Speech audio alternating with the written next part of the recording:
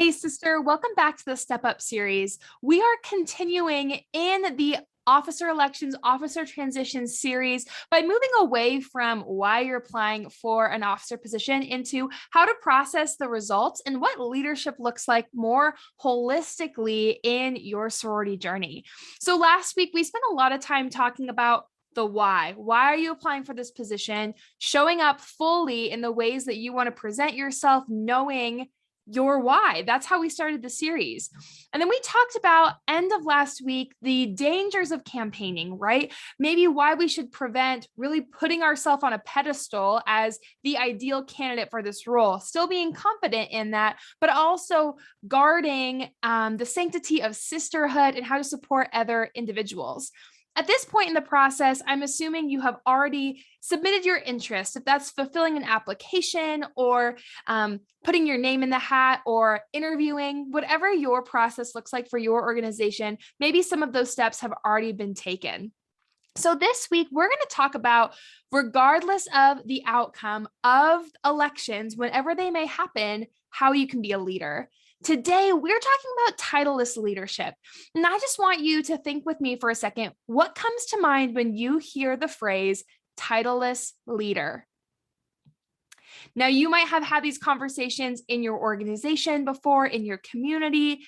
I think titleless leadership is so important to talk about because it defines how you view the expectations of sisterhood.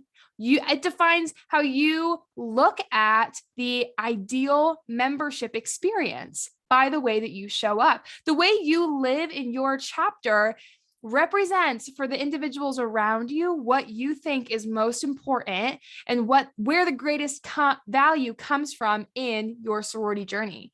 And so I wanted to talk about titleless leadership today, specifically in the context of elections, because I wanted to give you hope that regardless of how elections goes down, regardless if you get your ideal position, you get elected to a position you didn't expect, or you find yourself without a titled role, you can still be a leader. I define titleless leadership as how you lead when there's no job description.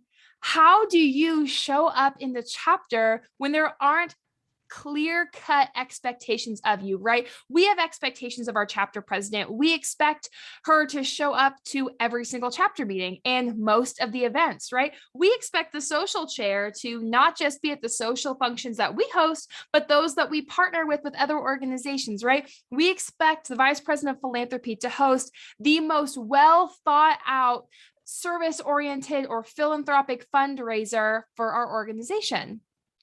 But when you don't have those expectations on you, more importantly, when there isn't that focus or visibility on you as an individual, how are you leading?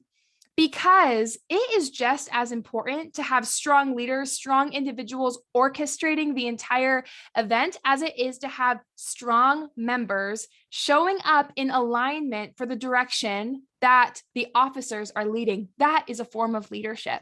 Showing up when two events and two opportunities or meeting expectations that align with the purpose of your organization. And so when we think about back to know your why, when we defined for you why you are applying for this position, I want you to think about how you have shown up in those ways for your chapter. If your why is creating connected community within your chapter, how have you done that yourself? I think that there comes a level of importance around how you embody certain leadership qualities or expectations before you have the title. And we ended last week talking about the dangers of campaigning. And I mentioned that the one version of campaigning that I'm okay with is leading by example, right? The day after you're initiated, people look to you as what you value and how you show up in the chapter. And if you are showing up to your committee meetings, if you are going the extra mile the night before recruitment, obviously still setting those boundaries, how you set boundaries and guard your mental, your physical health, your academic expectations, those are also a form of leadership, right? Because others are going to follow your example. And so my pitch to you last week was you can campaign in the ways that you lead and show up in the chapter. Your actions will speak so much louder for your duration of membership than your application or letter of intent ever will.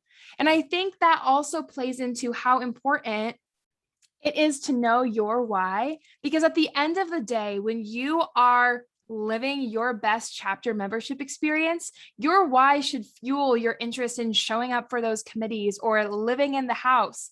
Those shouldn't be things you're just doing because you're an officer and wants to meet the criteria of that status.